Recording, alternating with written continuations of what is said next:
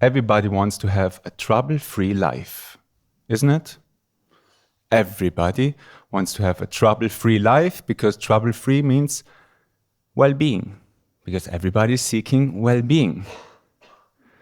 So immediately he gets you into his grip. He's talking about something which I can relate to.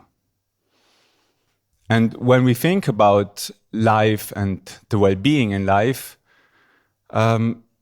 often it is related to our expectations, desires, and the fulfillment of our expectations and desires.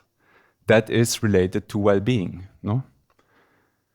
Raga and Dvesha, Ichcha and Dvesha, meaning attraction and aversion. This is the nature, the dual nature of this world in which we live. And in fact, Krishna says in the Bhagavad Gita in chapter 7, verse 27, that bewildered by the pairs of opposites, Arjuna, which arise from desire and aversion, all beings are born into delusion. So into this world, we know we have day and night, we have cold and warm, we have high and low, war and peace. It's duality. Duality is there. But raga and dvesha, or ichcha and dvesha, aversion and attraction, is not inborn into that duality. Duality is just duality, there's just a pair. That we are attracted to something and that we don't like another thing, that's coming from our avidya, from our ignorance, from the buddhi, from the intellect, which is not sharp enough, which doesn't know what is real happiness, where is real pleasure. That's why if we are ignorant, we think that when my desires are fulfilled, then I will be happy. If my desires are not fulfilled, then I am unhappy. I like this, I don't like this. If something happens, it's what most of the people live. We want the good times to last forever, and we want the difficult times to pass as quickly as possible. Best they don't even come, right? This is avidya, because it's the idea that my desires, my fulfilled desires, are good for myself. And the things which are not fulfilling my desires are bad for myself. But maybe, just maybe, the things which are fulfilling my desires are actually covering my Atmanubhava, the knowledge of myself even more, isn't it? Because when we have what we desire, we easily fall into the idea of, oh, there is happiness, oh, there is happiness, oh, there is happiness. And on the other hand, difficult times are often something which make us wake up, which show us, oh, life is not eternal. Oh, I fell sick. Oh, I'm not indestructible. Oh, my purpose might be something more. And now I maybe start to think of some higher purpose. That's why it is said that spiritual wisdom, if somebody has spiritual wisdom, is truly when they rise above raga and dvesha, when you're not anymore attached to the pleasant, and when you're not anymore averse to the aversive, but you become equanimous to those two, because you know they are part of life. They are part of life. My happiness is depending on something else. It's not depending on anybody or anything outside. Mam evamsha jivaloke. No? Krishna says, it is an infinitesimal part of myself which manifests in this material world. And he is what? Satchitananda Vigraha. No? He is that manifestation of existence, bliss, and consciousness. So also our existence, this eternal part which we are, is Satchidananda. It's a theory I think everybody here accepts, maybe not outside in the world, but I would say everybody in this temple here would agree that I am not this body, right? That I am this eternal, spiritual Atma, that I am Satchit Ananda. Anybody, everybody believes that? But the question is, if I am that, then why am I not experiencing it?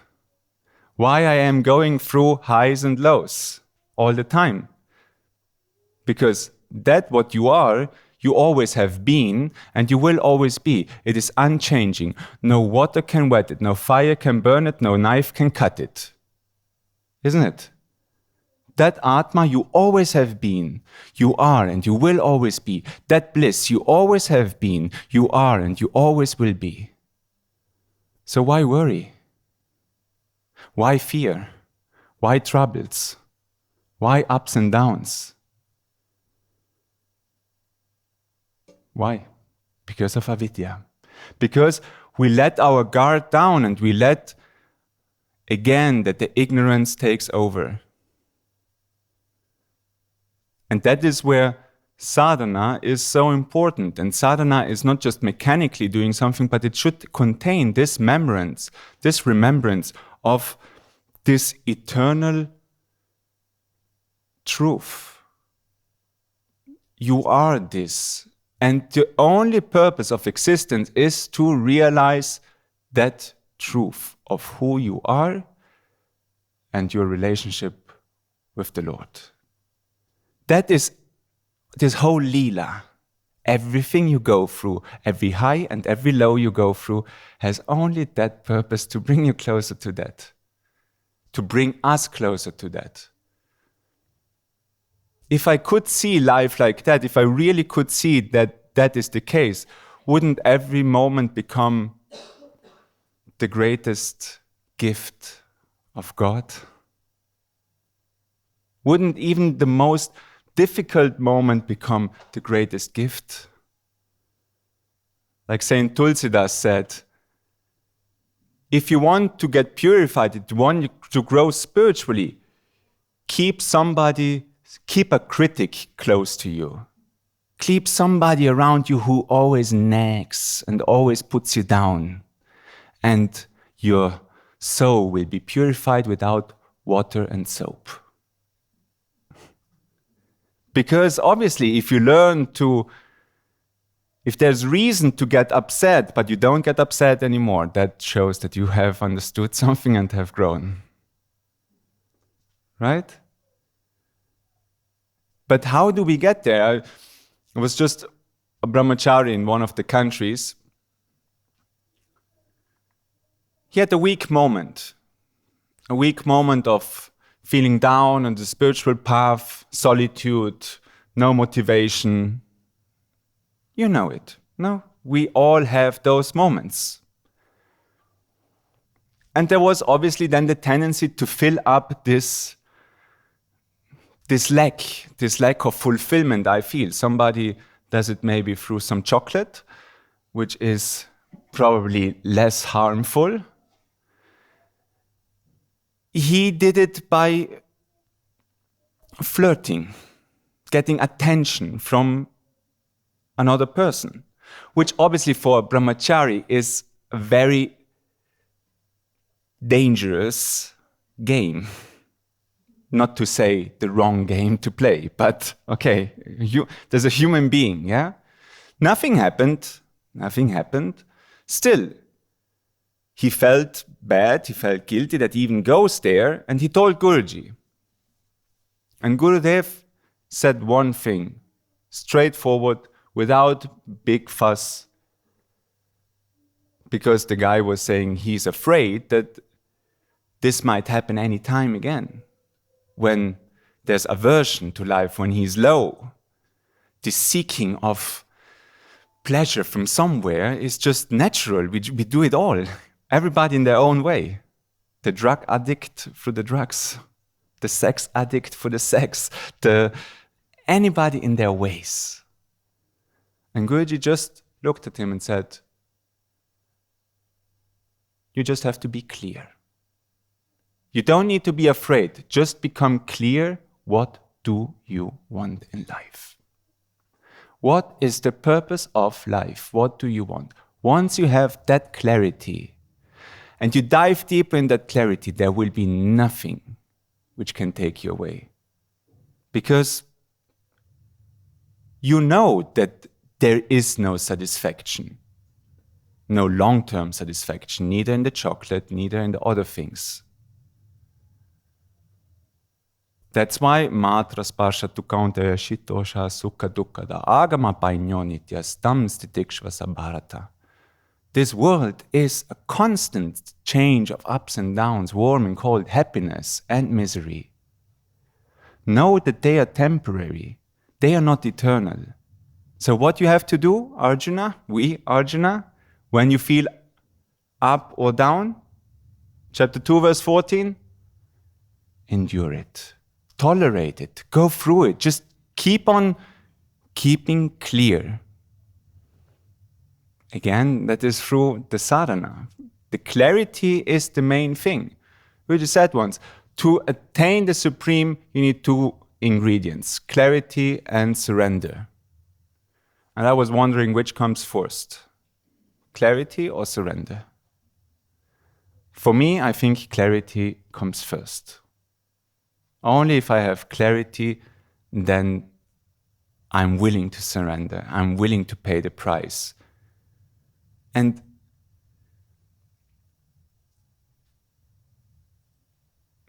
this is so essential that we over and over again remind ourselves, what is life really about? No matter which life you live. Are you a brahmachari and live in an ashram? Finally, the Vishwa Dharma, the universal Dharma of our existence is not different to the one who is a grihasta and has a household.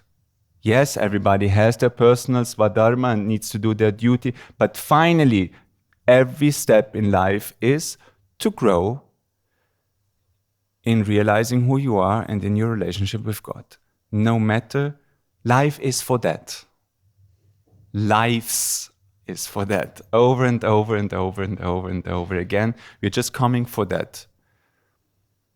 If we know those things, then everything becomes a gift. Guruji wrote in his tweet yesterday, some parts I took out, have we ever stopped to really understand the Satguru's words? The highest dharma is to love, to give love, to be loving, and to feel the Guru's endless love for everyone in every moment.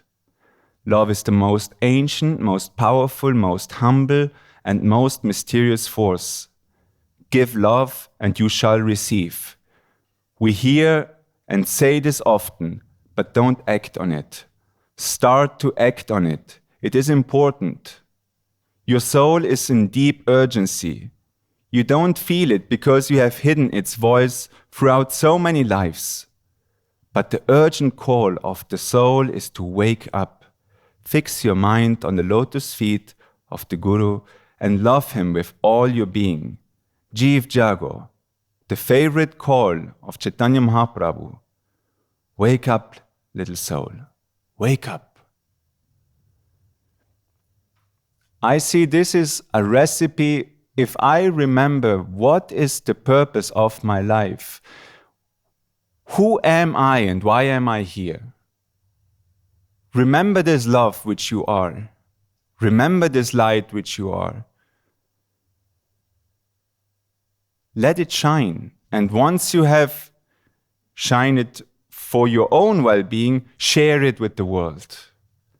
And if you have forgotten it, go back and remind yourself again of it. And then every moment in life will be a great moment. The most difficult will be a great moment. There will be nothing which can make our life miserable. Because who you are, this love, this light, is eternal. It always have been, it is, and it will always be. Jeev Jago, wake up, sleeping soul.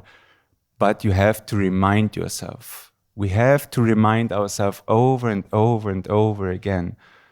Not on the weekend, no, every day. And best, not just once a day, over and over again, whenever the possibility is there. With each japam, remind yourself of that. Connect with that love, connect with the light. Let it, feed it, so that it can actually take over. Atma Kriya, that it takes completely over. If we live like that, then we will not waste any moment, because there's an urgency, there is a call. If we are here, it's because we have worked for it. We shouldn't waste our time and grow to our full potential. Jai Gurudev.